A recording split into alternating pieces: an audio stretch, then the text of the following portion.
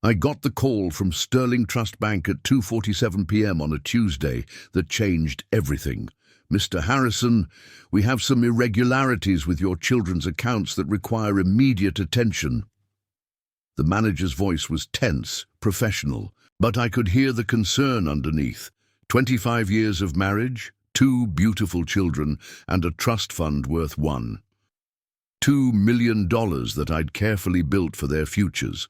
All of it suddenly in question because of one person I'd trusted implicitly, my mother-in-law. Before we jump back in, tell us where you're tuning in from. And if this story touches you, make sure you're subscribed, because tomorrow I've saved something extra special for you. My name is David Harrison. I'm 48 years old, senior project manager at a renewable energy firm in Portland, Oregon. I met my wife Sarah when we were both working late-night shifts at a community hospital. She, as a pediatric nurse, me fixing their antiquated IT systems as a side job while finishing my engineering degree. Her mother, Patricia Whitmore, seemed like the perfect grandmother when our kids Emma and James were born. She'd moved from Arizona to be closer to us, helped with babysitting, made holiday dinners special. I never imagined she'd be the one to betray our family's trust in the most calculated way imaginable. The trust fund started small. When Emma was born in 2010, Sarah and I decided to put aside money each month for both our children's education and future. Not just college funds. We wanted something bigger, something that would give them real options in life. My grandfather had built a modest fortune through careful investing and real estate. And when he passed, he left me an inheritance with one condition: use it wisely to secure the next generation's future.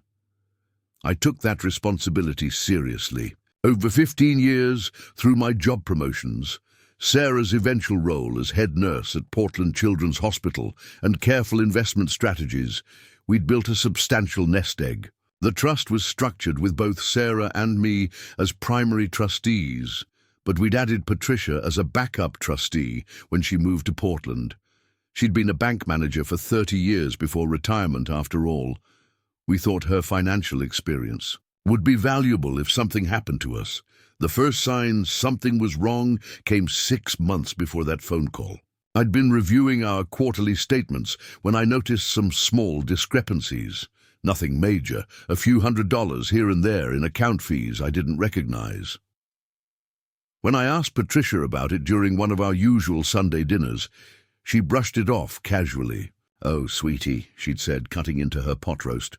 "Those are just administrative adjustments. The bank restructured some of their fee schedules. Nothing to worry about." She'd smiled that warm grandmother smile that had convinced me to trust her with access to our children's futures in the first place. I'd been specifically cautious about the trust set up from the beginning. After growing up watching my own father lose his savings to a financial advisor who disappeared with their retirement fund, I'd insisted on multiple safeguards. Both primary trustees had to approve any withdrawals over $5,000. Any changes to beneficiaries required both signatures. The trust documents included provisions for quarterly reviews. Everything was supposed to be bulletproof. What I didn't account for was the human element. The trust laws in Oregon have specific provisions for emergency situations where a backup trustee can make decisions if the primary trustees are incapacitated or unavailable. Last summer, Sarah had been in a serious car accident. Nothing life-threatening, but she was hospitalized for 2 weeks with a concussion and broken ribs. I'd been with her every day, barely leaving the hospital except to shower and check on the kids. During that time, Patricia had stepped up magnificently. She picked up Emma and James from school, made their lunches, helped with homework, did the grocery shopping. She was the perfect grandmother in crisis mode. What I didn't know was that she'd also visited Sterling Trust Bank during that period, armed with medical records about Sarah's condition and a carefully crafted story about financial urgencies that required immediate action. The bank manager who took that call 6 months later was Robert Chen, a methodical man in his mid-40s who'd built his reputation on attention to detail. When he'd noticed some unusual patterns in the trust account activity, he'd decided to personally review the recent transactions rather than just accepting them at face value. "Mr. Harrison," he'd said, his voice careful and measured, "I need to inform you that there have been several significant transactions on your children's trust accounts over the past 6 months. Large withdrawals that don't match your established patterns." My stomach had dropped. I was standing in my home office, looking out at the garden Sarah and I had planted together, and suddenly everything felt uncertain. "How large are we talking about, Robert?" "Approximately $380,000 across both accounts. The withdrawals were authorized using the emergency provision in your trust documents." I'd sat down heavily in my desk chair. $380,000. Nearly a third of everything we'd saved for our children's futures, gone without my knowledge or consent. Who authorized these withdrawals? Though part of me already knew the answer. Patricia Whitmore, as the backup trustee. She provided documentation of your wife's medical emergency and stated that urgent financial obligations required immediate liquidity. That night, I didn't sleep. I sat in my study, going through every document related to the trust, every statement I could find. Sarah was visiting her sister in Sacramento with the kids for spring break, a trip that Patricia had specifically encouraged, even paying for their flights.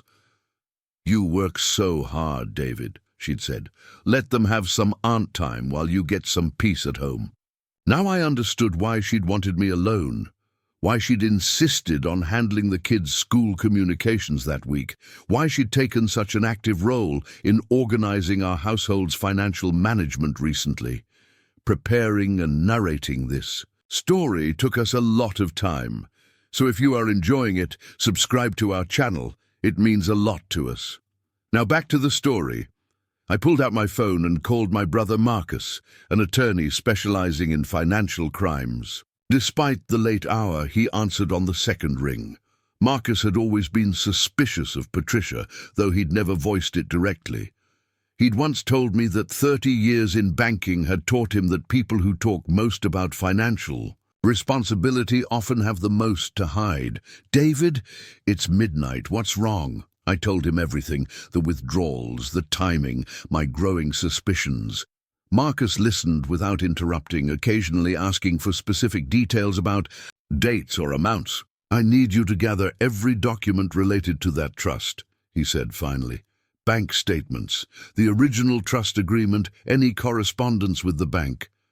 Don't confront Patricia yet. Don't even let on that you know. We need to build a complete picture first." Over the next week, while Sarah and the kids enjoyed their vacation, I became a detective in my own life. I discovered that Patricia hadn't just made one withdrawal, she'd engineered a systematic draining of the accounts. The money had been moved in carefully calculated amounts, always just under the thresholds that would trigger automatic notifications to the primary trustees. The deeper I dug, the more sophisticated the scheme became. Patricia had opened investment accounts in the children's names at different institutions. She'd moved money between these accounts in complex patterns that would be difficult to trace, without dedicated investigation. She'd even created documentation suggesting that these moves were part of a new investment strategy that Sarah and I had supposedly approved. But Patricia had made one crucial mistake. The emergency provision in our trust required documentation of the incapacitation of primary trustees. She'd provided medical records for Sarah, but had fabricated evidence about my own availability during the crisis. She'd told the bank I was struggling with stress-related health issues and couldn't be reached for financial decisions. That was her tell. I had a complete digital record of my activities during Sarah's hospitalization, work emails, hospital parking receipts, credit card statements showing my coffee purchases in the hospital cafeteria. I could prove I was not only available but actively managing both my work and family responsibilities. When I called Robert Chen back, I had questions that Patricia's story couldn't answer. Robert, when these withdrawals were authorized, did Patricia provide any proof that I was incapacitated or unavailable for decision-making? There was a pause on the other end of the line. She did provide some documentation, but honestly, Mr. Harrison, now that I'm reviewing this again, some of the paperwork seems inconsistent. She claimed you were dealing with a stress-related leave from work, but our records show regular direct deposits to your checking account throughout that period. And the emergency documentation she provided, was it from a medical professional? Actually, yes. Dr. Elizabeth Martinez from Willow Creek Wellness Center. She stated that you were under her care for anxiety and depression and couldn't handle financial decisions during your wife's medical crisis. I knew immediately this was a fabrication. I'd never heard of Dr. Martinez or Willow Creek Wellness Center. A quick online search revealed that while the clinic existed, Dr. Martinez had retired 2 years ago. Patricia had chosen a doctor who wouldn't be available to verify the documents if anyone checked. My hands shook as I realized the depth of the deception. This wasn't just theft. This was identity fraud. Forged medical documentation. Patricia had systematically violated our trust while playing the role of the caring grandmother. I spent the next 3 days gathering evidence. I contacted Dr. Martinez, who confirmed she'd never treated me and had no knowledge of any documentation bearing her name. I pulled up security footage from my workplace that showed me maintaining my regular schedule during the period when I was supposedly incapacitated. I reviewed every interaction I'd had with Patricia during that time, looking for signs I'd missed. The previous October, Patricia had suggested updating our family's financial organization. "You're both so busy," she'd said, sitting at our kitchen table over Sunday dinner. "I could help coordinate some of the paperwork, maybe set up a better filing system. My banking experience could be useful." We'd agreed, grateful for the help. Sarah had been preparing for a major certification exam, and I was managing a crucial project at work. We gave Patricia access to our filing cabinets, our financial documents, our trust paperwork. We trusted her completely. That trust had given her months to study our financial structure, to understand exactly how much we had and how to access it. She'd probably started planning this scheme long before Sarah's accident provided the perfect cover. But Patricia had underestimated both the bank's oversight and my attention to detail. She'd assumed I wouldn't notice discrepancies for months, possibly years. She'd bet on my trust in her overcoming any suspicions I might develop. She'd been wrong. The more I uncovered, the clearer it became that this was not a crime of opportunity, but a carefully planned operation. Patricia had done extensive research into trust law, banking procedures, and emergency provisions. She'd created a web of false documentation that would have been nearly impossible to unravel if not for a single alerting banking employee and my methodical approach to financial management. On Friday evening, as Sarah and the kids were driving back from Sacramento, I called Marcus again. This time, I had a plan. "We have enough evidence," I told him. "Patricia has committed multiple felonies. Trust fund fraud, identity theft, forgery of medical documents. The question now is how we handle this without destroying the family." Marcus was quiet for a moment. "David, you need to understand something. When Patricia did this, she declared war on your family's financial security. This isn't about family harmony anymore. This is about protecting your children's futures and ensuring justice is served." I looked out the window at Patricia's house across the street. She'd moved there 2 years ago, wanting to be closer to the grandchildren. I could see her moving around in her kitchen, probably preparing welcome home cookies for Emma and James. In 6 hours, my family would be home. Tomorrow, Patricia would likely come over for Sunday dinner as always, playing the devoted grandmother role while hiding. The fact that she'd systematically stolen nearly $400,000 from her own grandchildren. But I wouldn't be playing along anymore. I had evidence, I had legal backing, and most importantly, I had a justice system that I was finally ready to use. As I sat in the growing darkness, planning my next moves, I thought about my grandfather's. Stories about building wealth through honest work and careful planning. He'd often said that the most dangerous people weren't strangers with guns, but family members with access and opportunity. I'd never fully understood that until now.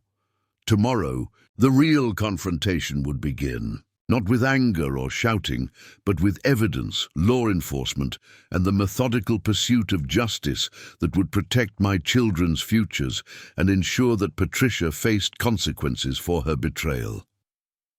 The phone call from the bank had been just the beginning. The real story was just getting started. When Sarah and the kids returned from Sacramento, I watched them through the living room window as they unpacked the car. Emma, now 15, helped her younger brother James with his backpack, while Sarah stretched her back, still healing from the accident 8 months ago. They looked so happy, so normal. For a moment I considered whether I should burden them with this truth, whether I should just handle it quietly myself. Then I remembered the numbers. $380,000. Emma's dream of studying marine biology at Stanford. James's talent for robotics engineering that we'd been nurturing since he was 8.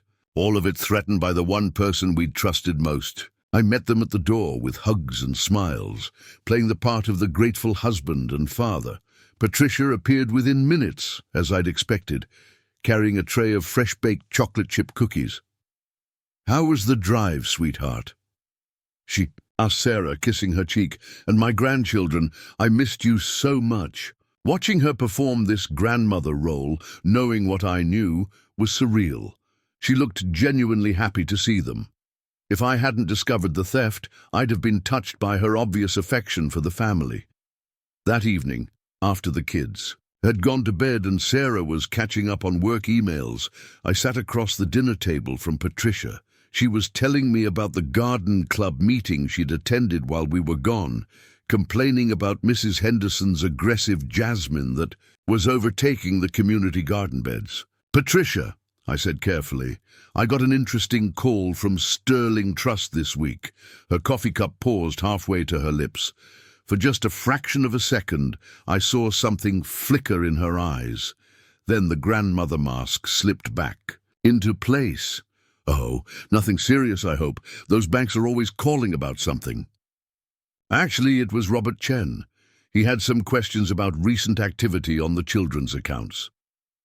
This time, she set the cup down completely.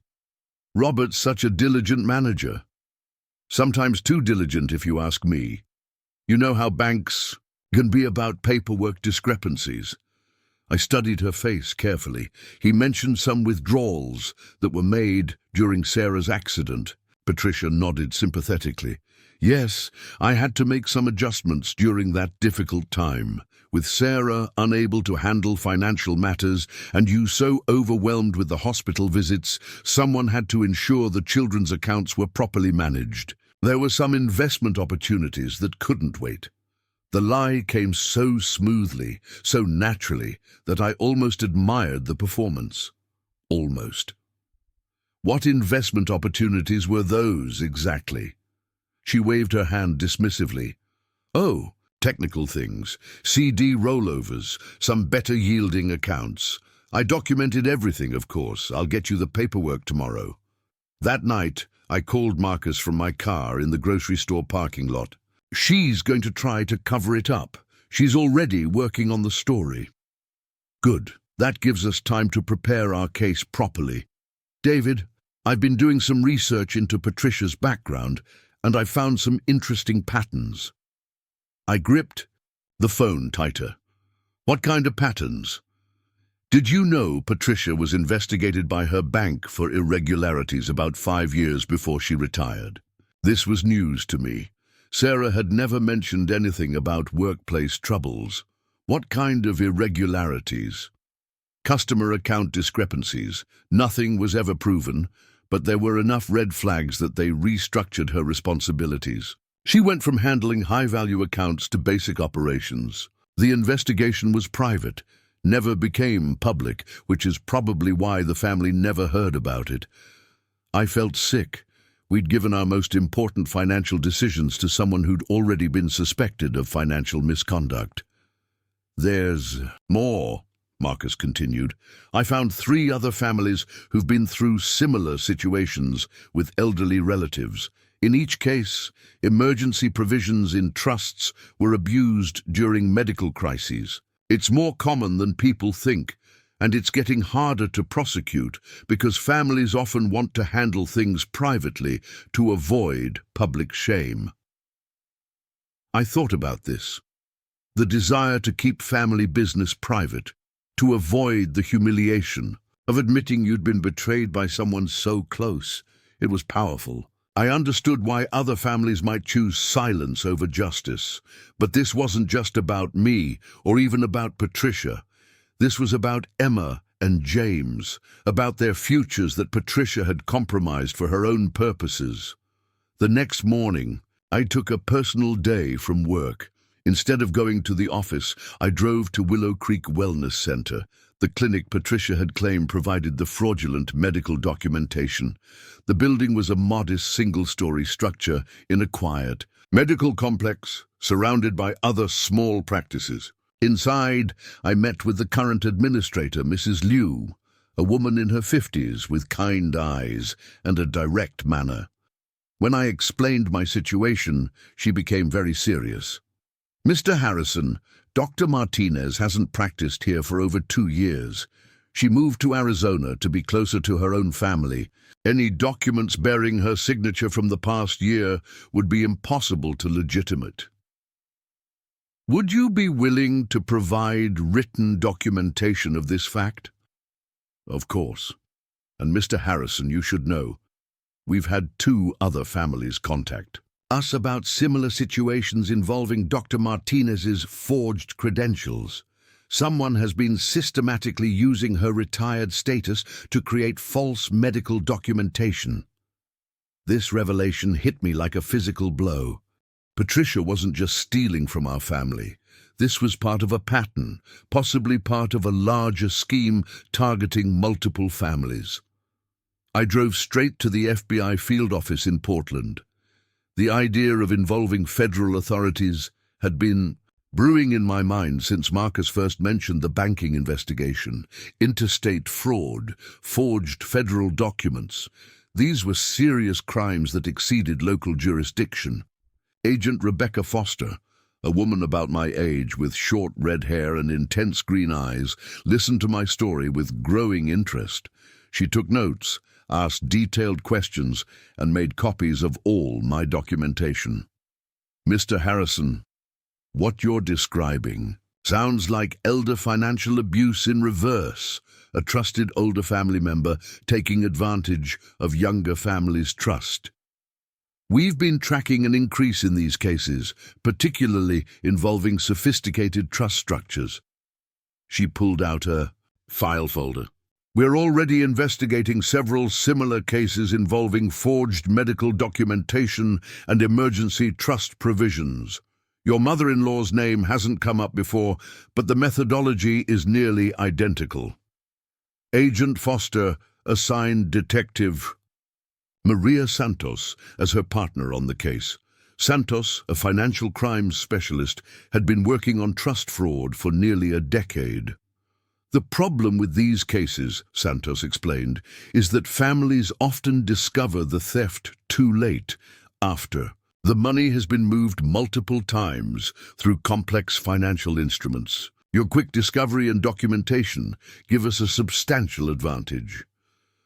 Over the next 3 days, while maintaining normal household routines, I worked with the FBI and Marcus to build our case.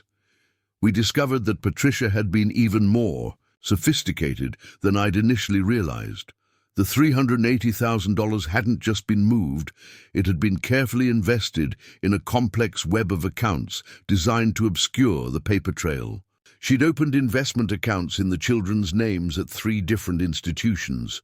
She'd purchased bonds and CDs that were scheduled to mature at different times. Most cleverly, she'd even set up education savings accounts that appeared to be continued family planning. On paper, it looked like the money was still being managed for the children's benefit. In reality, Patricia was restructuring everything to eventually flow into accounts she controlled. The bonds and CDs were set up with her as the beneficiary. If anything happened to the children, the education accounts had clauses that would revert control to her if the children didn't pursue higher education. Agent Foster shared a chilling detail during one of our meetings. "Mr. Harrison, we've seen this exact financial structure in 4 other cases. In each instance, the perpetrator waited for the children to reach 18, then convinced them to sign documents that transferred control of their funds." Young adults often trust family financial advice without understanding the legal implications. I realized with horror that Patricia's plan was even longer term than I'd feared. She wasn't just stealing from teenage Emma and 11-year-old James. She was positioning herself to control their financial futures well into adulthood. That weekend, Sarah suggested having Patricia over for dinner to celebrate James's upcoming science fair project. He'd been working on a solar panel optimization design that had caught the attention of his teachers. Watching Patricia praise his work, ruffle his hair, and promise to help him practice his presentation was almost unbearable. After dinner, while Sarah helped the kids with homework, Patricia and I sat on the back porch. She seemed relaxed, confident. "David, you've seemed stressed lately. Is everything all right at work?" The irony was staggering. The person who'd created my stress was asking about it with apparent genuine concern. "Actually, Patricia, I wanted to follow up about those account adjustments you mentioned. Could I see the documentation you prepared?" She nodded readily. "Of course, dear. I have everything organized. You know how I am about paperwork." She laughed, that same warm laugh I'd grown to love over 15 years of family gatherings. "Why don't you bring it over tomorrow evening? We can go through everything together." What Patricia didn't know was that tomorrow evening, Agent Foster and Detective Santos would be parked outside in an unmarked vehicle, recording everything. Through the wire I'd agreed to wear, tomorrow evening, we'd finally see how deep her deception truly ran. That night I sat with Sarah as she prepared for bed. She'd noticed my tension, but attributed it to work stress, which was partially true. Holding this secret from her felt like a betrayal of our partnership, but Agent Foster had insisted that limiting the number of people who knew was crucial for the investigation's success. "When this case is over," I promised myself silently, "I'll find a way to make this right with Sarah." I thought about my grandfather's advice again. Trust is the most valuable currency you can have with another person. Once it's counterfeit, it can never be restored to full value. Patricia had counterfeited our family's trust in the most sophisticated way possible. But tomorrow, we'd begin the process of restoring financial security for Emma and James, even if trust itself might take years to rebuild.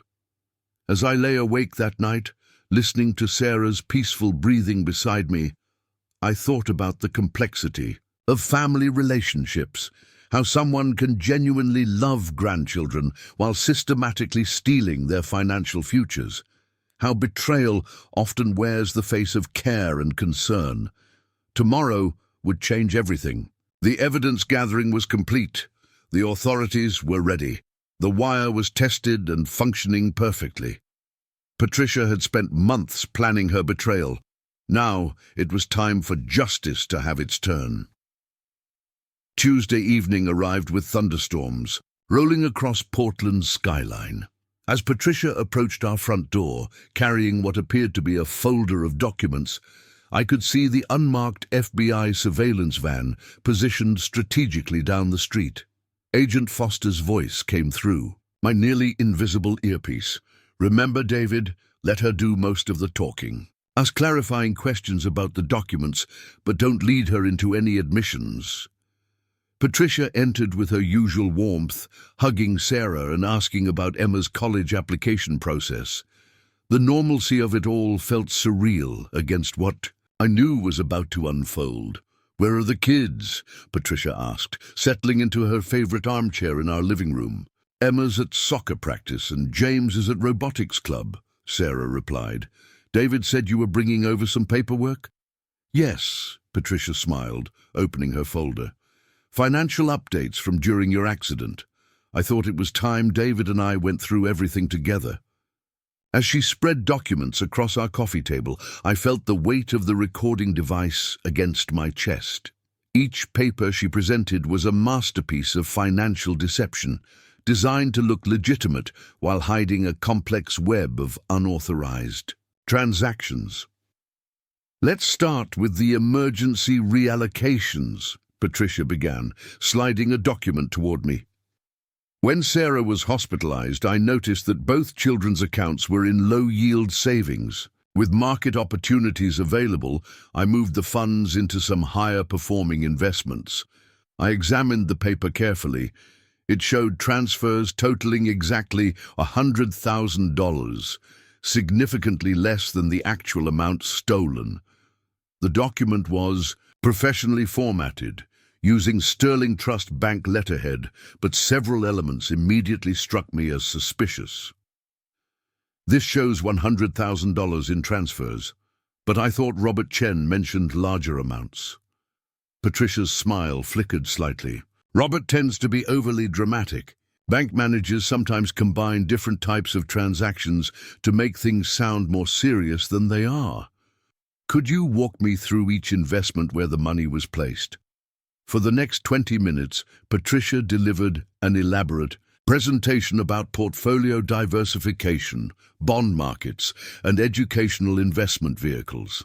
Her banking knowledge was impressive, and she spoke with the confidence of someone who'd spent decades in financial services. Without prior knowledge of the fraud, her explanation would have been entirely convincing.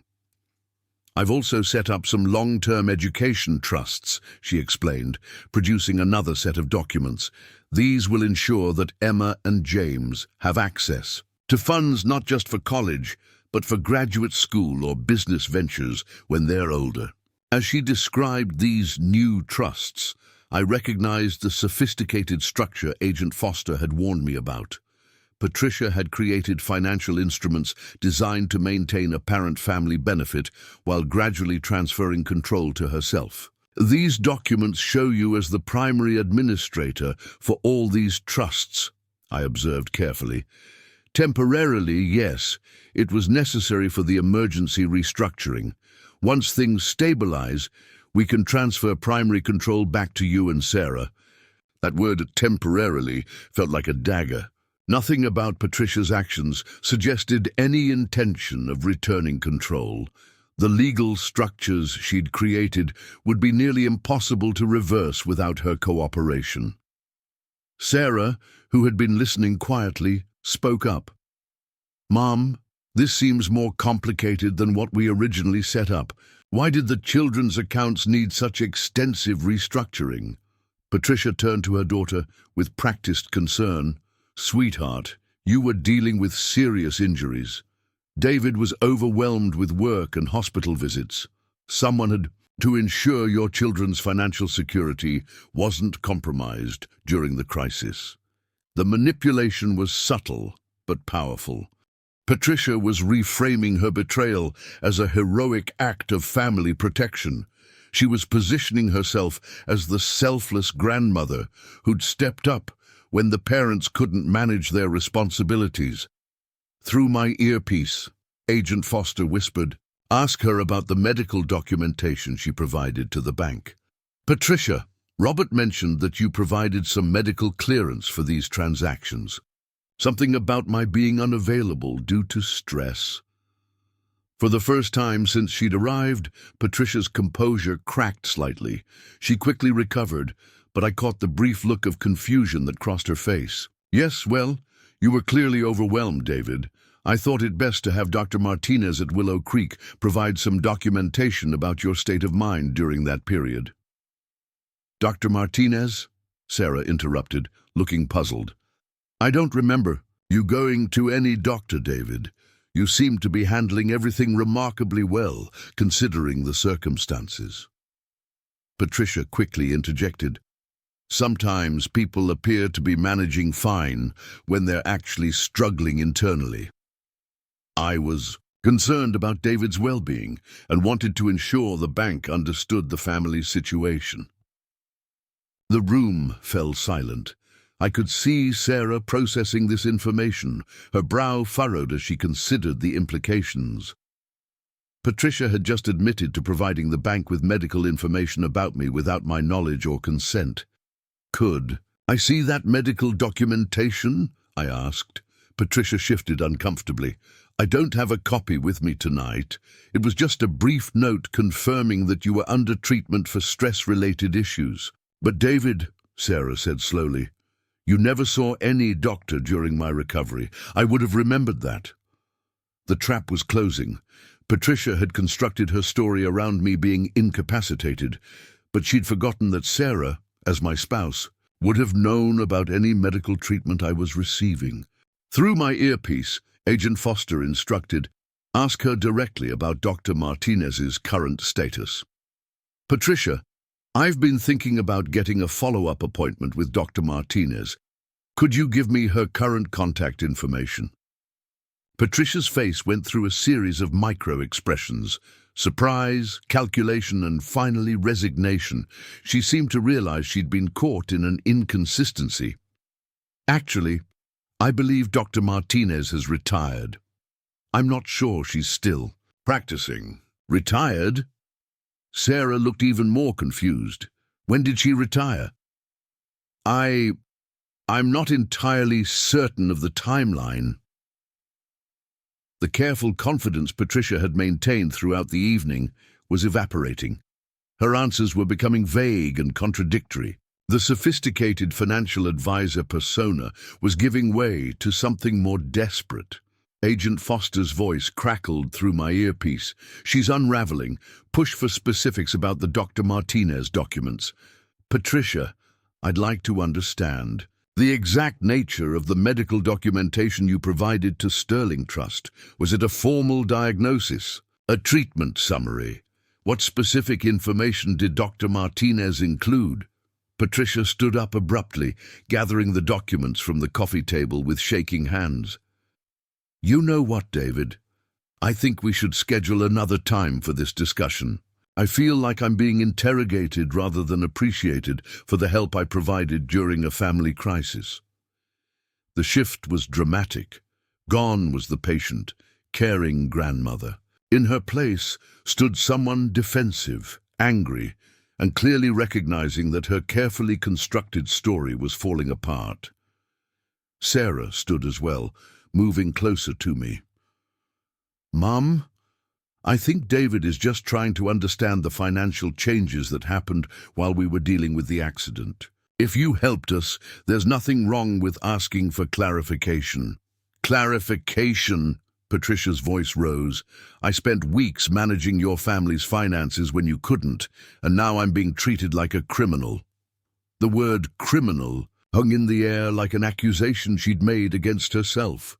Agent Foster's instructions came rapid fire through my earpiece. Don't let her leave with the documents. Ask to make copies. Patricia, before you go, could I make copies of these documents for our records? She clutched the folder against her chest. I need to review them myself first. There might be some organizational issues with the paperwork. Organizational issues. Some of the documents need proper signatures, bank formalities, nothing major. Another lie. I knew from Agent Foster that all legitimate bank documents would have been completed with proper signatures before any transactions occurred. As Patricia moved toward the door, she seemed to realize that her abrupt departure would only create more suspicion. She forced a smile and turned back to us. I'm sorry for getting upset. You know how emotional I get about family financial security. My own parents lost their farm during the Depression because they trusted the wrong people. I've always been overly protective about money matters. This new explanation, positioning herself as motivated by historical family trauma, was yet another attempt to reframe her actions. Patricia was masterful at creating narratives that painted her as a victim or hero rather than a perpetrator. "Let's schedule another evening this week," she suggested, her grandmother voice fully restored. "I'll bring all the documents in better order, and we can go through everything systematically." After Patricia left, Sarah and I sat in the living room processing what had just occurred. I could see her mind working through the inconsistencies, the emotional manipulation, the shifting explanations. "David," she said quietly, "something's very wrong here. Agent Foster had instructed me to maintain secrecy, but sitting there with my wife, watching her work through the same suspicions I'd been harboring for weeks, I realized that protecting the investigation's integrity didn't require lying to my life partner. Sarah, I need to tell you something." Over the next hour, I revealed everything. The initial call from Robert Chen, the missing $380,000, the FBI investigation, the discovery about Dr. Martinez, the recorded conversation we'd just had. Sarah's reactions traveled through shock, anger, disbelief, and finally determination. When I finished explaining, she sat quietly for several minutes. "My mother," she said finally, "stole nearly $400,000 from our children's future. Yes. She forged medical documents about you. Yes. She's been planning this for months. Yes." Sarah stood up and walked to the window overlooking Patricia's house. Light glowed from her mother's kitchen window, probably where she was reviewing the evening's disastrous conversation, trying to determine how much we suspected. "What happens now?" Sarah asked. "Tomorrow, Agent Foster and Detective Santos will review tonight's recording. Based on Patricia's admissions and contradictions, they'll likely have enough evidence to obtain a search warrant for her house and financial records. And then we find out how deep this goes." That night, neither of us slept well. Sarah curled against me, occasionally shaking with silent sobs. I held her, thinking about the complexity of family betrayal. The person who'd sung lullabies to our children, who'd taught Emma to bake cookies, who'd helped James with his science projects, that same person had systematically stolen the financial security we'd spent 15 years building. The next morning brought a phone call from Agent Foster. "Mr. Harrison, we've reviewed the recording from last night. Between her admissions about the medical documentation and her inability to maintain consistent explanations about the financial transfers, we have sufficient evidence to proceed." What does that mean specifically? We're obtaining search warrants for Patricia Whitmore's residence and financial records. We're also working with Sterling Trust Bank to recover detailed transaction records that will trace exactly where your money went. Detective Santos took over the call. "Mr. Harrison, I want you to understand what we discovered overnight.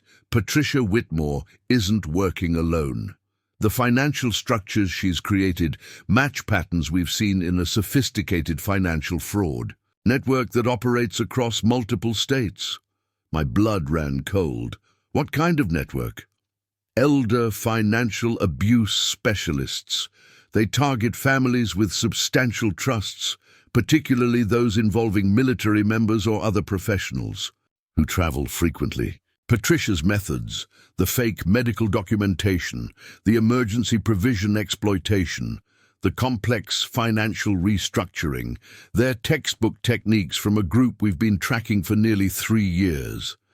I thought about the investment opportunities Patricia had claimed required immediate action, the emergency restructuring that couldn't wait for my input. None of it had been spontaneous or desperate. It had all been carefully orchestrated parts of a larger criminal operation.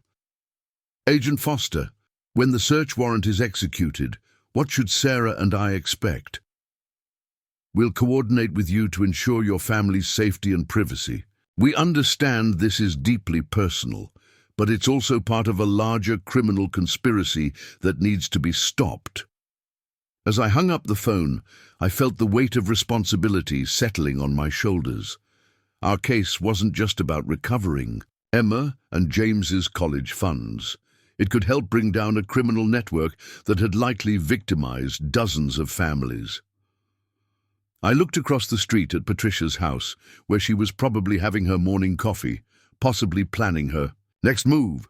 In a few hours, FBI agents would be at her door with search warrants.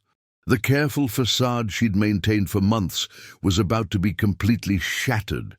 The most challenging part wasn't dealing with the legal consequences Patricia would face. It was the realization that Emma and James would have to grow up knowing their grandmother had betrayed their trust in the most fundamental way possible. But there was also an opportunity here, a chance to teach our children that justice matters more than family comfort, that standing up to betrayal, even when it comes from those we love most, is essential for protecting what's right. As I prepared to tell Emma and James what was about to happen, I thought about the lessons they'd learn from this experience, not just about financial security or legal processes, but about courage, integrity, and the importance of holding everyone accountable to the same standards, regardless of their relationship to us. The search warrant would be executed within hours. Patricia's carefully constructed lies were about to crumble, and our family would begin the difficult but necessary process of rebuilding trust while ensuring that justice was served. The search warrant was executed at 7:30 a.m. on a Wednesday morning. I watched from our kitchen window as 3 FBI vehicles pulled up in front of Patricia's house. Agent Foster had called an hour earlier to give us the heads up, suggesting we keep the children inside and prepare them for what they might see. Emma and James had taken the news about their grandmother differently than I'd expected. Emma, with 15-year-old wisdom, had immediately grasped the betrayal's magnitude. James, at 11, struggled more with the concept that someone who loved him could simultaneously steal from him. "Dad," Emma had asked the night before, "does this mean all the money for college is gone?" "Not all of it," I'd reassured her, "and we're going to fight to get back what was taken." Now, as FBI agents entered Patricia's house with boxes and evidence bags, I felt a mix of vindication and sadness. This was justice in action, but it was also the end of the family dynamic we'd known for 15 years. Sarah held my hand as we watched the search unfold. "Part of me can't believe it's really happening," she whispered. My phone buzzed with a text from Marcus, my attorney brother. "Search warrant executed simultaneously at 3 other locations. This is bigger than just Patricia." Agent Foster had promised to brief us later that day, but the early indication was that Patricia's house was just one node in a larger network. The financial fraud scheme had tentacles reaching across multiple states, targeting military families with specific precision. Around noon, Emma returned from school early, accompanied by the vice principal. "There were rumors," the administrator explained gently. "Some students saw the FBI vehicles. Emma asked to come home. We decided to handle this crisis with complete transparency with our children. They deserved to understand what was happening and why justice was necessary, even when it hurt." That afternoon, Agent Foster and Detective Santos briefed us in our living room. What they discovered exceeded even my worst suspicions. We found detailed files on over 50 families. Agent Foster began, spreading documents across our coffee table. Patricia wasn't just a participant, she was a regional coordinator for a nationwide operation called Project Legacy. Detective Santos continued, "Project Legacy specifically targets military families during deployment or crisis periods. They have detailed profiles on families with substantial trusts, including information about deployment schedules, family structures, and financial holdings. I stared at the evidence. Among the documents was a file marked Harrison Family that contained information Patricia couldn't have gathered through casual observation. It included details about my work travel schedule, Sarah's career trajectory, even Emma's college aspirations, and James's academic interests. "How did they get this level of detail?" Sarah asked. "Multiple sources," Agent Foster replied. "Banking employees providing inside information, real estate agents sharing financial data from home sales, even some medical office staff providing information about family situations." The scope was staggering. This wasn't just financial fraud. This was systematic surveillance and exploitation of American military families during their most vulnerable periods. "What happens to the families who've been victimized?" I asked. "That's where your case becomes crucial," Detective Santos explained. "Because you discovered the fraud relatively quickly and documented everything methodically, you're helping us unravel the entire network. Each arrest leads to more information about other victims." Agent Foster leaned forward. "Mr. Harrison, we're offering you and your family a choice. You can handle your case privately through civil proceedings, recovering your money and moving on with your lives, or you can become witnesses in the federal prosecution, helping us dismantle this organization completely." Sarah and I exchanged glances. The private route offered simplicity, privacy, and faster resolution. The federal prosecution meant months of legal proceedings, testifying before grand juries, and possibly becoming targets for retaliation. "What would prosecuting them federally mean for other families?" Emma asked. She'd been listening silently, but this question showed the maturity that constantly surprised me. "It could mean helping recover millions of dollars and preventing this from happening to other military families," Agent Foster replied seriously. Emma looked at James, then at us. "I think we should help them stop these people." James nodded. "Agreement. Other kids shouldn't have their college money stolen." In that moment, I felt incredibly proud of my children. They understood that our family's pain could become other families' protection. They were willing to endure public scrutiny and legal complications to serve a greater good. "We'll testify," I said. Sarah squeezed my hand in agreement. Over the following weeks, our lives transformed into a complex dance of legal proceedings, FBI interviews, and financial recovery efforts. Patricia had been arrested at her house during the search. She'd initially maintained her innocence, claiming she'd been manipulated by others in the scheme. But the evidence was overwhelming. In her house, agents found detailed operational manuals for Project Legacy, including step-by-step instructions for identifying targets, exploiting emergency trust provisions, and creating fraudulent medical documentation. They also found communications with other coordinators across the country, discussing assets, families like ours. The most chilling discovery was a scoring system.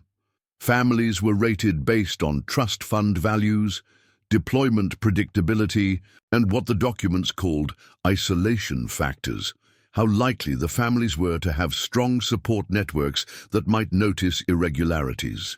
Our family had scored high on all metrics: substantial trust fund, predictable work travel schedule, and relative social isolation with Patricia as our primary local family support. During one FBI interview, I learned that Patricia had been cultivating our family for this fraud for over 3 years. Her decision to move closer to us hadn't been motivated by grandmotherly affection. It had been a business decision. She specifically requested transfer to this region, Agent Foster revealed. Her handlers identified your family as a high-value target after your grandfather's inheritance came through. The betrayal felt fresh all over again. Every Sunday dinner, every birthday celebration, every moment of seeming love and care had been part of a long-term con operation. But as painful as these revelations were, they also provided clarity. This wasn't about our family failing to recognize warning signs or being naive about trust. We'd been targeted by sophisticated criminals who made their living exploiting family bonds. The financial recovery process proved complex but successful. Patricia had been smart about moving the money, but not smart enough to hide it from federal financial crimes investigators. They traced every dollar through multiple institutions and investment vehicles. Within 6 months, we'd recovered 90% of the stolen funds. The remaining 10% had been lost to transaction fees and market fluctuations, but the major damage had been undone. More importantly, our case had helped identify and convict 12 other coordinators across 7 states. The Project Legacy Network had stolen over $14 million from 89 military families. Our testimony had been crucial in securing convictions that led to full restitution for most victims. Emma's response to the entire situation became one of my proudest parenting moments. Instead of becoming cynical about trust and family relationships, she founded a financial literacy club at her high school, specifically focused on helping military dependents understand their families' financial situations. "I want other kids to know what questions to ask," she explained during a school presentation I attended. "My grandmother was able to steal from us because we trusted her completely without understanding the details. Trust is important, but verification is equally important." James channeled his experience differently. His science fair project evolved into a presentation about how technology could help families monitor financial accounts more effectively. He proposed alert systems that would notify all trustees immediately when emergency provisions were activated. If Mom and Dad had known about the withdrawals right away, he explained to the science fair judges, we could have stopped them before so much money was moved. Sarah returned to school, pursuing a degree in elder law with a focus on family financial abuse prevention. "I want to help other families recognize these patterns before they become victims," she told me one evening as she studied for an exam. As for me, I realized this experience had taught me valuable lessons about vigilance versus paranoia, trust versus verification, and the importance of systems that protect against human weakness. I implemented new protocols for our family finances. Every account now had multiple oversight mechanisms. Every significant financial decision required waiting periods and third-party reviews. But most importantly, I ensured our children understood every aspect of their financial futures. We held monthly family financial meetings where Emma and James reviewed their trust fund statements, asked questions about investment strategies, and learned to recognize any irregularities. They understood that their financial security was their responsibility to monitor, not just their parents' responsibility to provide. Patricia was sentenced to 12 years in federal prison. Other coordinators received sentences ranging from 8 to 15 years. The judge specifically noted that their crimes targeted those who served our country's defense, calling their actions a betrayal of the American social compact. At Patricia's sentencing hearing, I chose to provide a victim impact statement. I spoke about the financial damage, but more importantly, about the violation of trust and the impact on our children's sense of security. The defendant didn't just steal money, I told the court. She stole our children's faith that the people who claim to love them will protect their interests. She corrupted the very concept of family for Emma and James, forcing them to learn at young ages that love and loyalty must be balanced with verification and vigilance. But I also spoke about resilience and growth. This crime has made our family stronger. It's taught our children valuable lessons about justice, persistence, and the importance of standing up to wrongdoing even when it comes from unexpected sources. They've learned that true strength comes not from avoiding betrayal, but from responding to it with integrity and determination. After the sentencing, as we walked out of the courthouse together, Emma asked, "Dad, do you think Grandma Patricia really loved us?" It was a question I'd wrestled with throughout the entire ordeal. The evidence suggested her affection for the children had been genuine, even as she systematically stole from them. Human motivation is complex, and people are capable of holding contradictory feelings simultaneously. "I think she did love you in her way," I told Emma, "but she loved money more. And when you love money more than anything else, it corrupts every other relationship in your life." 2 years later, Emma started college at Stanford, studying marine biology as originally planned. James was thriving in advanced robotics programs. Their trust funds, now carefully monitored and protected by multiple oversight mechanisms, were intact and growing. Sarah graduated with her law degree and opened a practice specifically focused on family financial protection. Her first client was a Navy family whose elderly uncle had attempted to exploit emergency trust provisions while the father was deployed. Thanks to the protocols we'd helped develop, they caught the fraud attempt within days. I often think about the lessons this experience taught our entire family. We learned that trust and verification aren't mutually exclusive. They're complementary aspects of responsible relationship management. We discovered that real strength comes from facing difficult truths, even when those truths challenge fundamental assumptions about people we love. Most importantly, we learned that betrayal doesn't have to define us. It can refine us, teaching us to build better systems, ask better questions, and create stronger foundations for protecting what matters most. The empty house across the street, where Patricia once lived, now belongs to a young military couple with 2 small children. Sometimes I see them playing in the yard and remember my conversation with the grandfather who insisted that trust is the foundation of prosperity, but verification is the foundation of trust. Our family's financial security is now stronger than ever, but more than that, our relationships are stronger because they're built on transparency, communication, and shared understanding of our responsibilities to each other. Emma and James still remember their grandmother with mixed feelings, love for the good times, anger about the betrayal, but also gratitude for the lessons learned. They understand that people are complex, that love and selfishness can coexist, and that protecting what matters most requires active vigilance. As I write this, 3 years after that first phone call from the bank, I'm proud of how our family has grown through adversity. We didn't just survive financial fraud.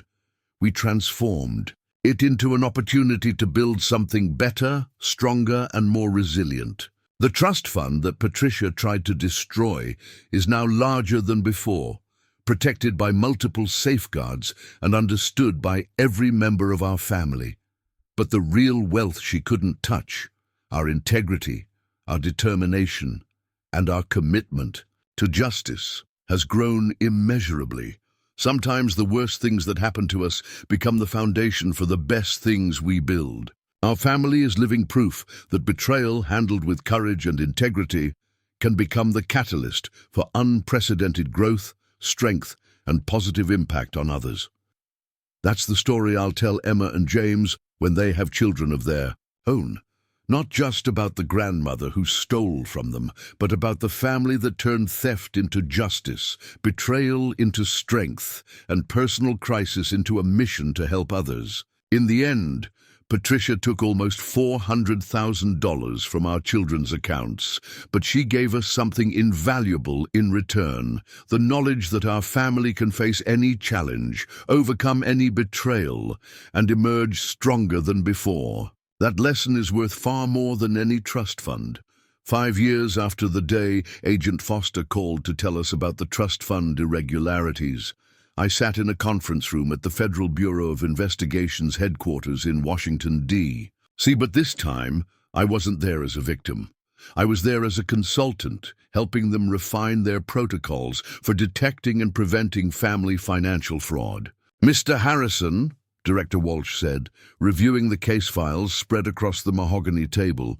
Your family's experience has become our model case.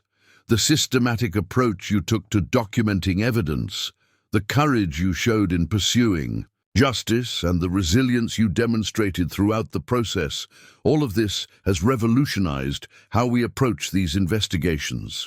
Around the table sat other families who had been victimized by similar schemes. The Kohlers from Virginia, whose deployed father's savings were drained by a neighbor posing as a financial advisor. The Mendez family from Arizona, whose elderly aunt had systematically transferred their children's education funds. The Pattersons from North Carolina, whose family friend had exploited a medical crisis to steal nearly $500,000. Each family had faced betrayal from someone they trusted implicitly. Each had discovered that their pain was part of a larger pattern, and each had chosen to transform their experience into action that would protect others. Sarah had become something of an expert in family financial fraud prevention. Her law practice now included a division specifically focused on helping families create fraud-resistant trust structures. She'd developed protocols that were being adopted by financial institutions nationwide.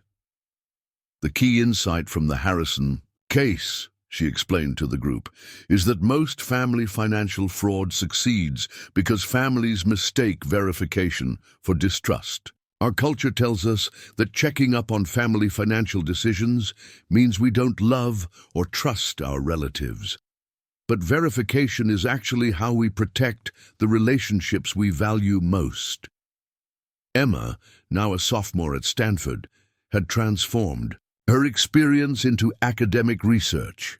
She was studying behavioral economics, focusing on how emotional manipulation facilitates financial fraud. Her research had already been cited in several academic papers.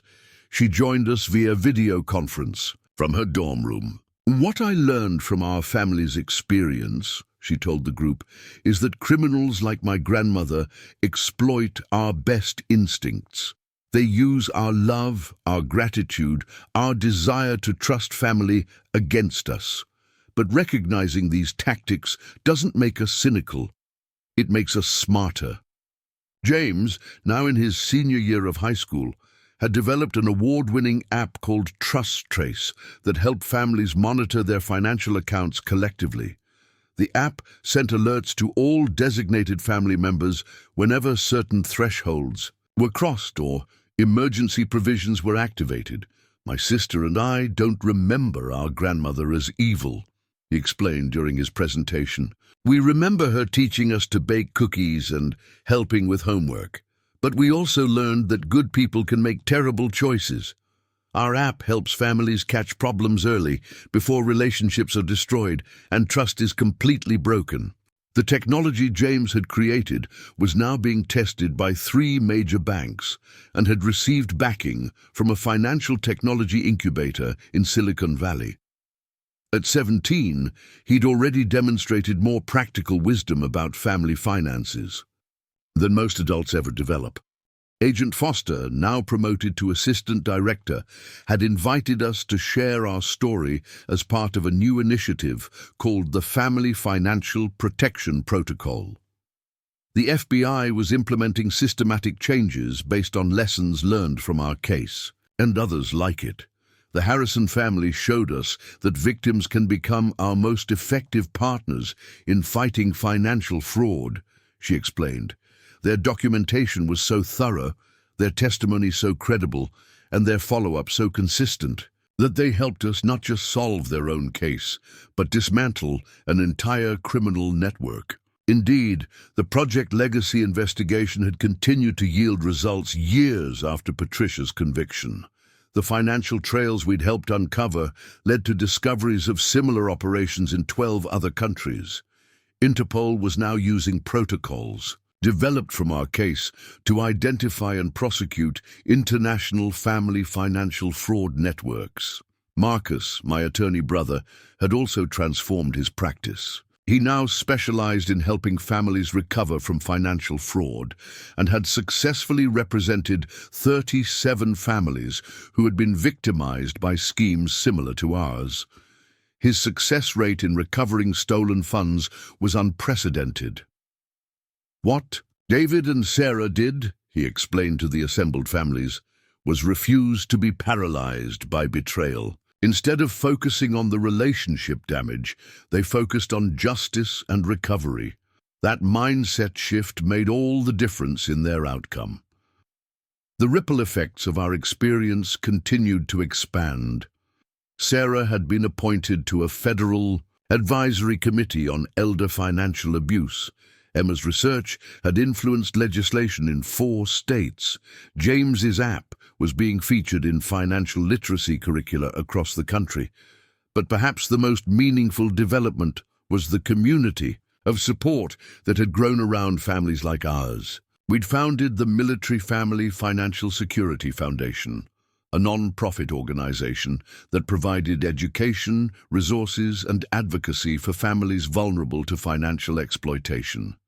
Through the foundation, we'd helped establish financial monitoring protocols on 15 military bases. We'd created educational materials that had reached over 100,000 military families. We'd lobbied for legislative changes that strengthened protections for family trusts and emergency provisions. The most important lesson we learned, I told the group, is that individual strength becomes collective power when channeled correctly. Our family's pain became our strength, but more importantly, it became other families' protection. Dr. Jennifer Walsh-Thompson, a psychologist specializing in family trauma recovery, had studied our family's response to betrayal. Her research found that families who successfully transformed traumatic experiences into positive action showed significantly better long-term outcomes than those who simply tried to move on without processing the experience. The Harrison family exemplifies what we call post-traumatic growth, she explained. They didn't just recover from betrayal. They used it as a catalyst for developing new strengths, deeper relationships, and expanded possibilities for themselves and others. Sarah and I often reflected on how our marriage had actually strengthened through this crisis. The transparency required by the legal proceedings had forced us to communicate more openly about everything, not just finances. We'd learned to discuss difficult topics, to support each other through complex emotions, and to make decisions as true partners. I wouldn't wish financial fraud on any family, Sarah told a group of military spouses at a recent workshop. But I can honestly say that going through it together, responding to it with integrity and determination, has made our family stronger in every way.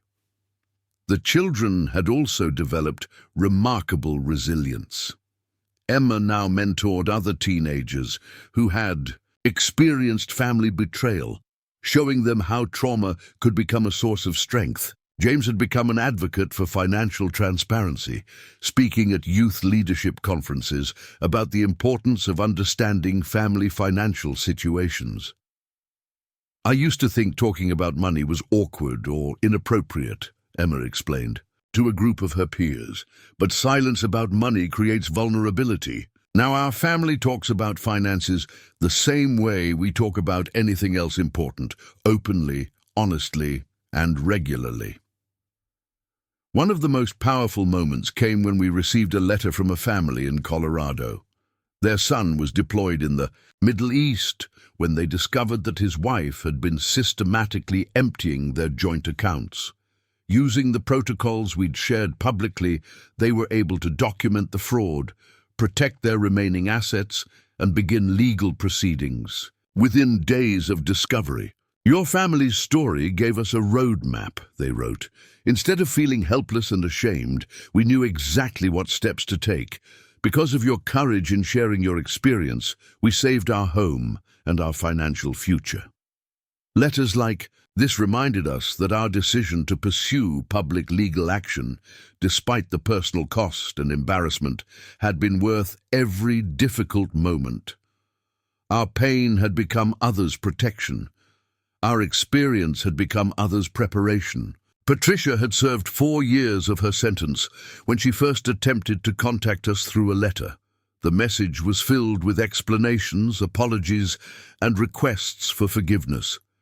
She claimed to have undergone rehabilitation, to understand the magnitude of her betrayal, and to want nothing more than reconciliation with her grandchildren. Sarah and I discussed the letter at length with Dr. Thompson, our family therapist. We included Emma and James in these conversations, respecting their autonomy in deciding whether they wanted any future relationship with their grandmother.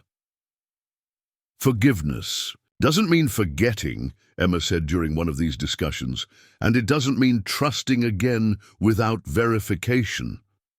James was more blunt. She stole our college money. She lied about Dad. She made you cry, Mom. I don't want to see her again. We crafted a response that acknowledged receipt of her letter without committing to any future contact. We wished her well in her rehabilitation efforts, but explained that our family needed to maintain boundaries for our continued healing and growth. Dr. Thompson helped us understand that maintaining these boundaries wasn't cruel or unforgiving. It was a necessary part of protecting our family's ongoing well-being and the progress we'd made. 6 years after that first phone call from the bank, I received an unexpected invitation. The National Association of Trust and Estate Attorneys wanted to present our family with their Advocacy Award for our role in strengthening legal protections for family trusts. The ceremony was held in Chicago, and all 4 of us attended. As I stood at the podium, looking out at hundreds of legal professionals who work daily to protect families' financial security, I felt the full weight of our journey. 6 years ago, we were victims of a sophisticated financial fraud, I began. We could have quietly resolved our situation and moved on with our lives. Instead, we chose to transform our pain into purpose. We've learned that every betrayal contains a choice. We can become bitter or we can become better. I continued, our children have learned lessons about money, trust, and justice that will protect them for the rest of their lives. Our marriage has been strengthened by the transparency and teamwork required to overcome this crisis. Our community has been enriched by the resources and protections we've helped create. But most importantly, we've learned that resilience isn't about avoiding hardship. It's about transforming hardship into wisdom, and wisdom into action that helps others.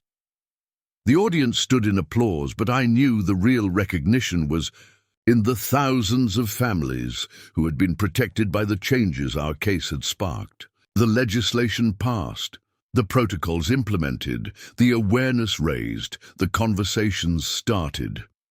After the ceremony, a young woman approached our family. She introduced herself as Lisa Chen, daughter of Robert Chen, the bank manager whose attention to detail had first alerted us to the fraud. My father talks about your case all the time, she said. It's why I decided to go into banking. I want to be someone who catches these crimes before they devastate families. This was the legacy that mattered most. Not just justice for our family, but inspiration for others to join the fight against financial exploitation. Not just recovery of our stolen funds, but prevention of future thefts. Not just our children's financial security, but the financial security of countless families we'd never meet. As we flew home from Chicago, Sarah and I talked about how different our lives had become because of that phone call 6 years earlier. We weren't the same family who had trusted implicitly and verified rarely. We weren't the same parents who had kept financial decisions and information private from our children. We'd become a family that understood the delicate balance between trust and verification. A family that knew financial transparency strengthened rather than weakened relationships. A family that had learned to transform pain into purpose and trauma into triumph. Emma and James were now leaders among their peers, not because they'd avoided hardship, but because they'd faced it with courage and integrity. They understood that true security came not from avoiding all risks, but from building systems that could detect and respond to threats quickly and effectively. Most remarkably, they'd maintained their capacity for trust and love despite experiencing profound betrayal. They hadn't become cynical or suspicious. Instead, they'd learned to love with their eyes open, to trust with appropriate safeguards, and to forgive while maintaining healthy boundaries. Late that evening, as I tucked James into bed, a tradition we'd maintained even as he grew older, he asked me a question that struck to the heart of everything we'd experienced. "Dad, do you think what happened to us was bad or good?" I considered his question carefully. "What happened to us was definitely bad, James. Your grandmother stealing our money, lying to us, manipulating people we trusted, that was terrible. But," I continued, "what we did in response was good. How we chose to handle it, the way we supported each other, the changes we made to protect other families, that was all good. So sometimes bad things lead to good things." "Yes, son, but only if we choose to make something good from something bad. The bad thing doesn't automatically become good. We have to work to create good outcomes from difficult experiences." He thought about this for a moment. "I'm glad we made good things happen, even though I wish Grandma Patricia had never stolen from us."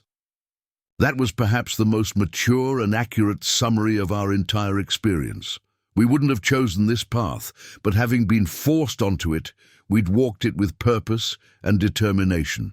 We'd transformed a story of betrayal into a story of resilience, a tale of theft into a testimony of justice. As I turned off James's light and walked to our bedroom, I found Sarah already asleep, a stack of case files on her nightstand. Other families she was helping navigate their own financial betrayals. Even in sleep, she was working to protect other families from experiencing what we'd experienced. I thought about the family we'd become through adversity, stronger, wiser, more compassionate toward others facing similar struggles, more vigilant about protecting what mattered most, more grateful for the genuine relationships and real security we'd built. In the darkness, I whispered a prayer of gratitude. Not for the betrayal itself, but for the strength we'd found to overcome it. Not for the theft, but for the justice we'd achieved. Not for the pain, but for the purpose we'd discovered within it. Tomorrow would bring new challenges, new opportunities to help other families, new ways to strengthen the protections we'd built. But tonight, I rested in the knowledge that our family had transformed one of life's worst betrayals into one of our greatest achievements. The trust fund Patricia had tried to steal was now more secure than ever. But the real treasure, the trust between family members, the commitment to justice, the courage to help others, that had grown immeasurably through our journey, that was the inheritance we'd really built for Emma and James. Not just money in accounts, but wisdom to protect it. Not just financial security, but the knowledge of how to maintain it. Not just trust, but the understanding of how to verify it. We'd started this journey as victims. We'd ended it as victors, not just in our own case, but in the larger fight to protect families from financial fraud. That transformation, from helplessness to empowerment, from secrecy to transparency, from isolation to community, that was the real miracle of our story. And it all began with a single phone call on a Tuesday afternoon when a diligent bank manager noticed something wasn't quite right with our children's accounts. Sometimes the smallest acts of attention can save entire families. Sometimes the worst betrayals can lead to the greatest triumphs. Sometimes the end of one story is just the beginning of a better one. Our story hadn't ended with Patricia's conviction, or even with the recovery of our funds. It had evolved into something larger, a mission to protect other families, a platform to educate and empower, a legacy of turning personal pain into public service. That was the story we'd tell our grandchildren someday, not just about the grandmother who betrayed us, but about the family that refused to be defined by betrayal. the family that chose to be defined by how they responded to it instead. 10 years had passed since that pivotal phone call from Sterling Trust Bank, and I stood in the auditorium at Harvard Business School, preparing to deliver the keynote address for their annual Ethics in Finance conference. The irony wasn't lost on me. An engineering project manager from Portland, Oregon, speaking to some of the brightest financial minds in the country about family trust and betrayal. The audience consisted of MBA students, distinguished professors, and industry leaders. But my mind kept drifting to the real reason I was here, the 500,000 families who had benefited from the protocols and legislation that emerged from our experience with Patricia's betrayal. 10 years ago, I began, if someone had told me that my mother-in-law's theft would lead to a Harvard keynote address, I would have suggested they seek professional help.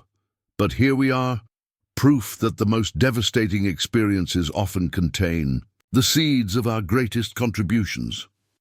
In the front row, Emma sat with her Stanford research team. She'd completed her PhD in behavioral economics at 25, specializing in the psychology of financial exploitation within families. Her dissertation, The Neuroscience of Trust Violations in Familial Financial Relationships, had become required reading in psychology and economics programs nationwide. What made Emma's research particularly powerful was that she'd used advanced brain imaging to study how people processed financial betrayal by family members versus strangers. Her findings had revolutionized how therapists, legal professionals, and law enforcement approach these cases. The brain processes financial betrayal by family members completely differently than betrayal by strangers, she'd explained during her dissertation defense. The neurological impact is more severe and longer-lasting because it involves structures related to both attachment and survival. This is why family financial fraud is so traumatic and why recovery requires specialized approaches. James, now a senior at MIT studying computer science with a focus on financial security algorithms, had revolutionized digital financial monitoring. His company, Trust Trace Technologies, had expanded far beyond the high school app he'd created. They now served over 2 million families worldwide with sophisticated monitoring systems that used artificial intelligence to detect unusual patterns in family financial accounts. Traditional fraud detection focuses on external threats, James explained during a recent TED Talk that had garnered over 5 million views. But the most devastating financial crimes often come from within the family circle. Our systems help families maintain transparency and trust while protecting against internal threats. The technology had evolved to include biometric verification for all family members, blockchain-based audit trails for every transaction, and AI systems that could detect emotional manipulation in financial communications. James's innovation had prevented an estimated $50 million in family financial fraud across their user base. Sarah had become a federal circuit court judge, appointed after serving 8 years as a federal prosecutor specializing in financial crimes. Her confirmation hearing had been notable for the emphasis she placed on protecting military families from financial exploitation. The law must evolve to recognize that financial crimes against families serving our nation constitute an additional form of attack on our national security, she testified before the Senate Judiciary Committee. When we protect military families from financial exploitation, we protect our nation's defense capabilities. As a judge, she'd overseen several landmark cases that expanded protections for family trusts and emergency provisions. Her rulings consistently emphasized the importance of transparency and verification systems in family financial structures. The foundation we'd established, the Military Family Financial Security Foundation, had grown into a $100 million organization with chapters on every major military installation worldwide. We'd developed educational programs that reached over 500,000 military families annually, teaching them to recognize and prevent financial exploitation. But the development that made me most proud was our Family Financial Resilience Certification Program. Working with major universities, we'd created a comprehensive curriculum that taught families how to build fraud-resistant financial structures while maintaining healthy trust relationships. The Harrison family model, as it had become known, in academic circles, demonstrated that families could be both loving and vigilant, trusting and verifying, open-hearted and security-conscious. These weren't contradictory approaches. They were complementary aspects of mature family financial management. During my Harvard presentation, I shared a story that illustrated how profoundly our approach had evolved. Last month, my son James, who has our most sophisticated monitoring systems in place, called to alert me that his grandmother had attempted to access his trust fund. Not Patricia, who remained in prison, but Sarah's other mother, Linda, who had dementia and was becoming increasingly confused about financial boundaries. 15 years ago, this situation would have created family chaos. Today, it created an opportunity for compassionate intervention. Within hours, we had alerted Linda's primary care physician, arranged for a cognitive evaluation, and implemented temporary safeguards to protect her from financial exploitation while ensuring her legitimate needs were met. The audience appreciated this real-world example of how proactive systems could protect all family members, not just from malicious actors, but from the confusion that comes with aging and cognitive decline. After the presentation, a young woman approached me. She introduced herself as Dr. Maria Gonzalez, a neuroscience researcher studying PTSD in fraud victims.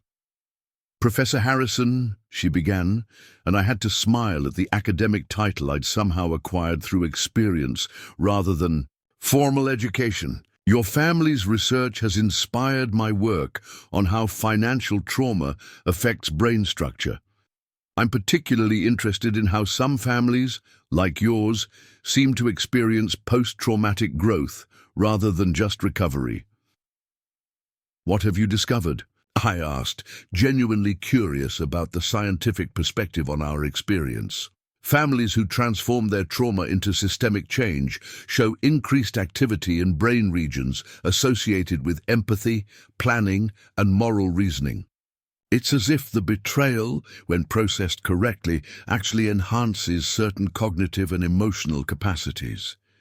This aligned with what we'd observed in our own family and in the thousands of families we'd worked with through the foundation. The most resilient families weren't those who simply got over the betrayal, but those who used it as motivation for protecting others. That evening, our family gathered at Sarah's childhood home in Portland, which she'd inherited and converted into a retreat center for families recovering from financial fraud. The irony of using Patricia's childhood home as a healing space for her victims wasn't lost on any of us. At dinner, we shared updates on current projects. Emma was about to publish research on genetic predispositions to financial manipulation vulnerability. James was developing quantum encryption systems for family financial communications. Sarah was writing a book on the intersection of family law and national security.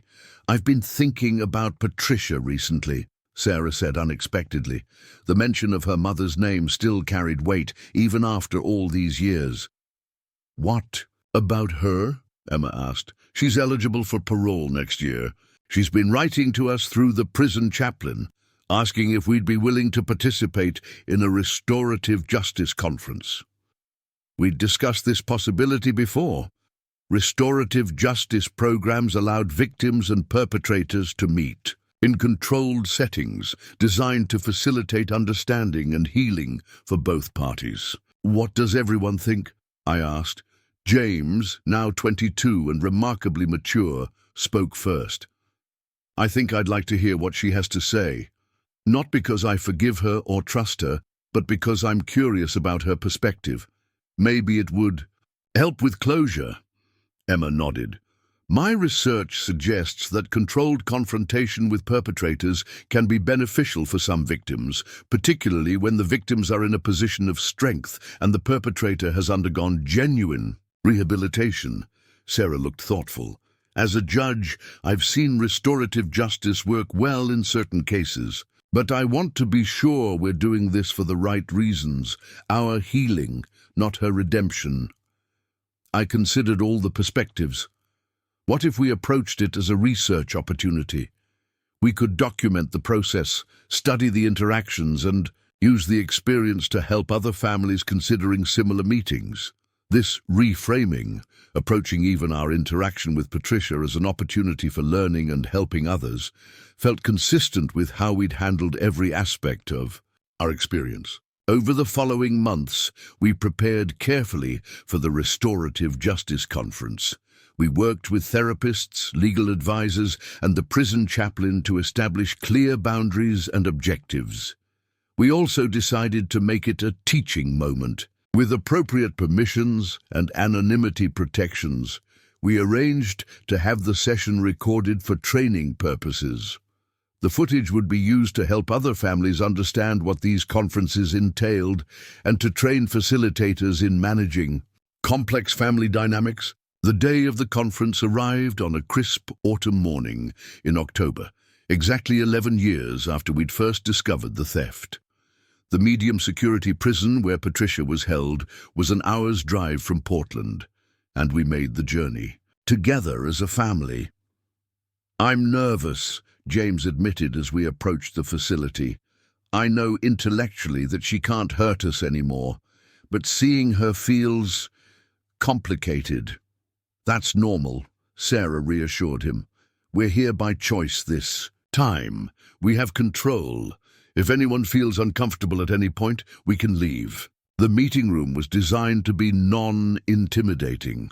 Comfortable chairs arranged in a circle, windows providing natural light, a trained facilitator who specialized in family conflict resolution. Patricia entered accompanied by the chaplain. She had aged significantly in the decades since we'd last seen her. Her hair was completely grey, her face lined with what looked like genuine remorse. But I reminded myself that Patricia had always been skilled at projecting the emotions she believed others wanted to see. The facilitator, Dr. Williams, began with ground rules and expectations. This wasn't a criminal proceeding. There would be no legal consequences based on what was said. The goal was understanding and healing, not accusation or defense. Patricia, Dr. Williams said, I understand you have some things you'd like to share with the family. Patricia looked at each of us in turn, her eyes lingering on Emma and James. I want to start by acknowledging the magnitude of what I did. I didn't just steal money. I stole your sense of safety, your trust in family, your faith that the people who claim to love you will protect you. She paused, gathering herself. I've had 10 years to think about my choices. I was involved with a criminal organization that preyed on families like ours, but that's not an excuse. It's an explanation. I chose greed over love. I chose personal gain over my grandchildren's futures. Emma leaned forward slightly. Patricia, I need to understand something. Did you ever really love us, or was it all just set up for the theft? The question hung in the air. This was what I'd been dreading and anticipating, the core question about the authenticity of the relationship we'd all cherished. Patricia started crying. Whether genuine or performative, I couldn't tell. I did love you. I love you still. That's what makes this so unforgivable. Love should protect, and I used it to harm.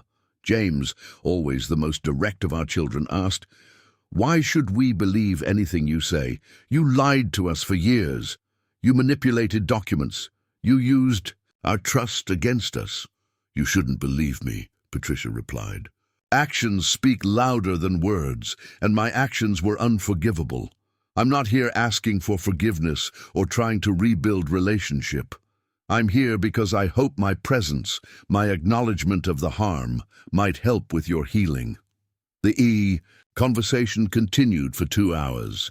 We heard Patricia's account of how she'd been recruited by the criminal organization, how she'd initially resisted but eventually succumbed to financial pressures and psychological manipulation. She described the training she'd received in exploiting family trust, the quotas she'd been expected to meet, the fear that had driven her to continue even when she'd wanted to stop. None of this excused her choices, but it provided context that helped us understand the broader criminal operation she'd been part of. Near the end of the session, Sarah asked the question that surprised everyone, including herself. "What would you want us to tell other families who are going through what we went through?" Patricia thought carefully before answering. "Tell them that healing comes from action, not from hatred. You can't change what happened, but you can change what happens next. Your family turned this terrible experience into protection for other families. That's more valuable than any punishment I could receive." As we prepared to leave, Patricia made one final request. Could I give you each a letter? I wrote them years ago, but saved them for this moment. You don't have to read them. You don't have to respond, but they contain things I need you to know." We accepted the sealed envelopes, though none of us committed to reading them. Driving home, we processed the experience in real time. The meeting had been emotionally exhausting but oddly healing. We'd confronted the person who had betrayed us from a position of strength rather than victimhood. "I'm glad we did this," Emma said, "not because it changes what happened, but because it completes the story. We've been telling people that they can transform trauma into purpose. This proves that even the hardest parts of the transformation are possible." That evening, we each read our letters privately. Patricia's words to me were apologetic, but not self-pitying. She acknowledged the specific ways her betrayal had damaged our family and accepted full responsibility for her choices. Most significantly, she expressed pride in how we'd turned our experience into protection for others. "You've taken my worst act and made something beautiful from it," she wrote. "That doesn't redeem what I did, but it shows the character your family has always had, the character I tried to exploit but could never truly damage." The following weeks brought unexpected developments.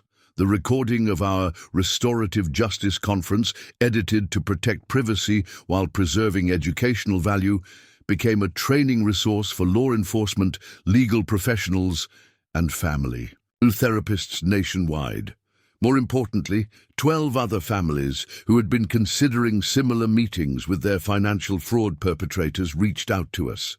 We developed a preparation protocol that helped families determine if they were ready for such encounters and how to structure them productively. A year later, I received a letter from the current director of the FBI's Financial Crimes Division. They were implementing a new protocol for family financial fraud cases, and they wanted to name it the Harrison Protocol in recognition of our family's contributions to the field. The systematic approach your family took to documentation, the courage you showed in pursuing justice, and the innovation you've demonstrated in prevention have become the gold standard for these cases, the letter read. More than that, your emphasis on transparency, verification, and family involvement has transformed how we investigate these crimes. Emma had been selected for a MacArthur Fellowship, the Genius Grant, for her work on the neuroscience of financial trauma. At 26, she was the youngest person ever to receive this award in the field of behavioral economics. James's company had gone public, making him one of the youngest CEOs in the financial technology sector. But he'd structured the company as a public benefit corporation, ensuring that profit wasn't the only motive. For every family that paid for their premium services, they provided basic monitoring free to a military family. Sarah had been approached about a nomination to the Supreme Court, While she hadn't committed to the possibility, the fact that her name was being discussed reflected the national impact of her work in financial crimes law. As for me, I'd taken early retirement from my engineering job to become a full-time advocate for family financial security. I testified before Congress regularly, spoke at conferences worldwide, and consulted with international law enforcement agencies on financial fraud prevention. But the work that meant the most to me was the one-on-one conversations with families who had just discovered they'd been betrayed. Sitting with a father whose brother had stolen his son's college fund. Counseling a mother whose elderly parent had emptied the grandchildren's trust accounts. Helping families navigate the complex emotions of betrayal by loved ones. The pain is real, I would tell them. The anger is justified. The confusion is normal. But these feelings don't have to be permanent.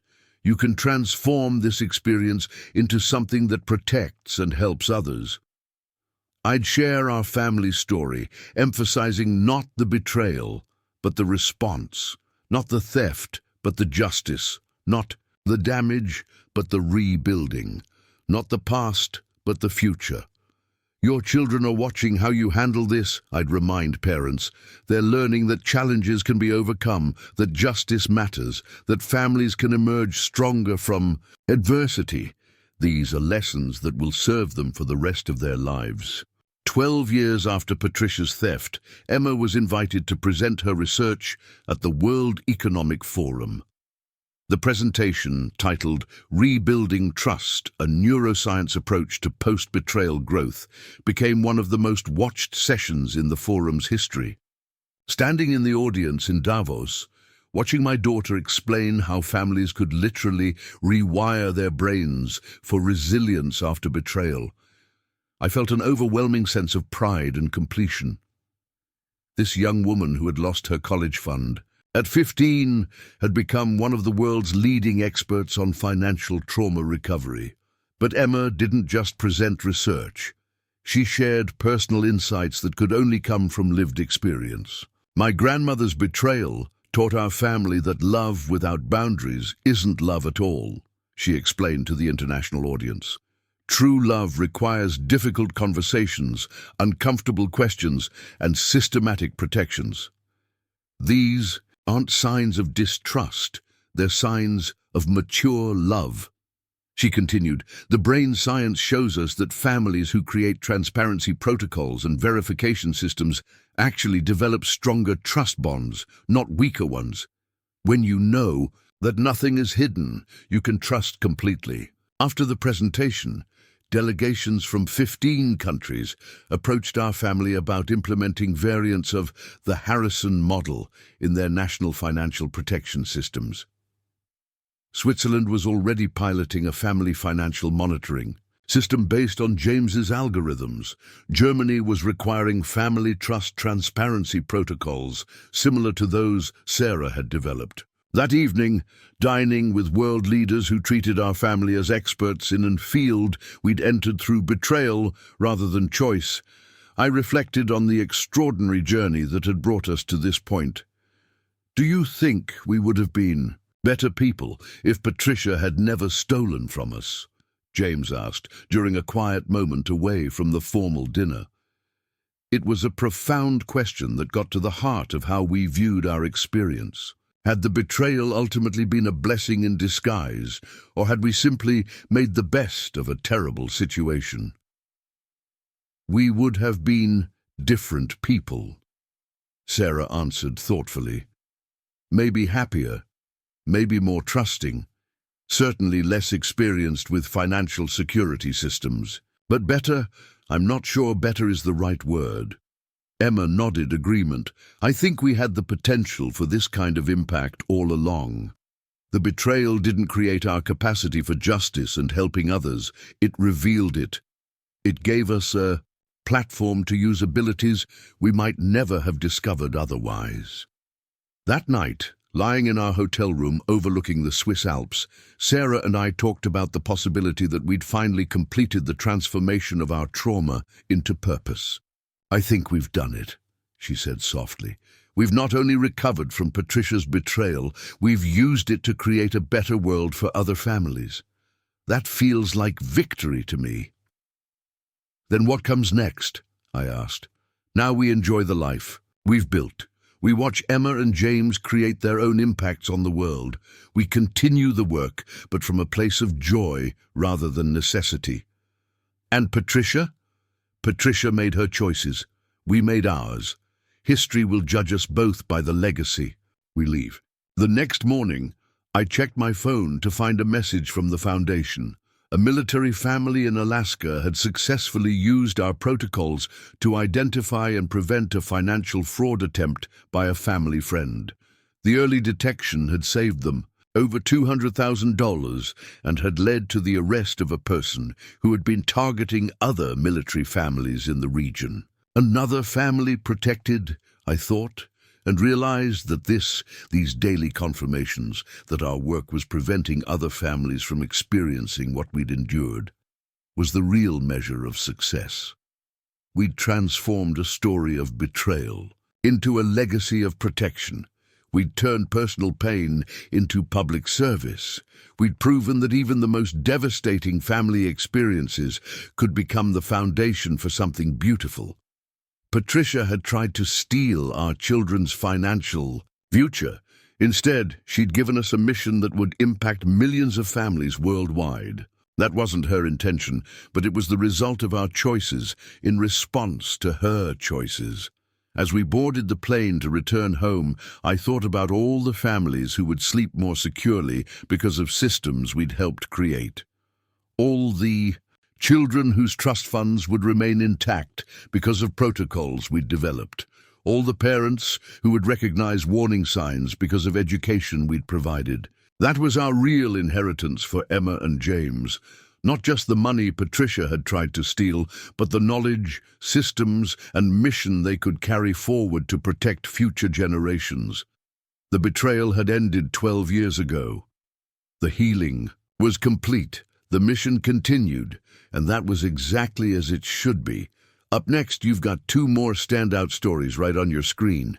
If this one hit the mark, you won't want to pass these up. Just click and check them out, and don't forget to subscribe and turn on the notification bell so you don't miss any upload from us.